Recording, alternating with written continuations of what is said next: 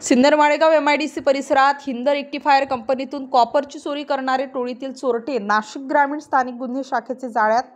सिन्नर तालुक्यातील माळेगाव MIDC परिसरात Hind rectifier limited कंपनीतील सिक्युरिटी गार्डला अज्ञात आरोपितांनी चाकूचा धाक दाखवून मारहाण करून त्याचे हातपाय दोरीने बांधून कंपनीचे टेस्टिंग सेक्शनचे गोडाऊन मधील कॉपर वायरच्या बॉबिन व AC साठी लागणारे कॉपरचे पाईप असे एकूण 320 किलो कॉपर किंमत रुपये 1,28,000 रुपयांचा मुद्देमाल जबरीने चोरून नेल्याबाबत MIDC सिन्नर पोलीस ठाण्यात गुन्हा दाखल करण्यात आला होता। पथकाने घटनास्थळाची पाहणी करून यातील आरोपितांची गुन्हा करण्याची पद्धत व प्रत्यक्षदर्शी साक्षीदार यांनी आरोपितांचे सांगितलेले वर्णन यावरून गुप्त बातमीदारामार्फत माहिती घेतली असता इगतपुरी तालुक्यातील संशयितांनी सदरचा गुन्हा केल्याची खात्रीशीर माहिती मिळाली। त्याप्रमाणे स्थानिक गुन्हे शाखाचे पथकाने इगतपुरी तालुक्यातील घोटी व नाशिक शहरातून खालील संशयितांना ताब्यात घेतलं। सुनील रघुनाथ सोनार वय 38 वर्ष,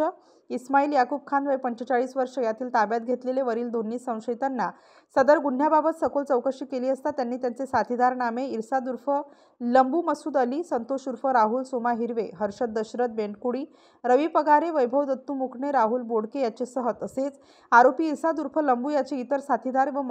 मदतीने सिन्नर तालुक्यातील माळेगाव MIDC परिसरात एका कंपनीतील सिक्युरिटी गार्डचे हातपाय दोरीने बांधून त्यास चाकूचा धाक दाखवून मारहाण करून कंपनीतील गोडाऊनमधून कॉपरची चोरी केल्याची कबुली दिली।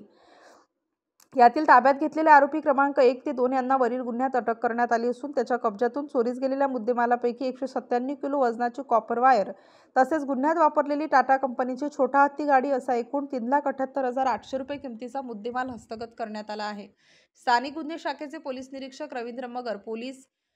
उपनिरीक्षक सुदर्शन बोडके, पोलीस अंमलदार प्रवीण काकड, विनोद टिळे, संदीप कडाळे, सतीश घुटे, आबा पिसाळ, हेमंत गिलबिले, प्रदीप बहिरम यांचे पथकाने सदरचा गुन्हा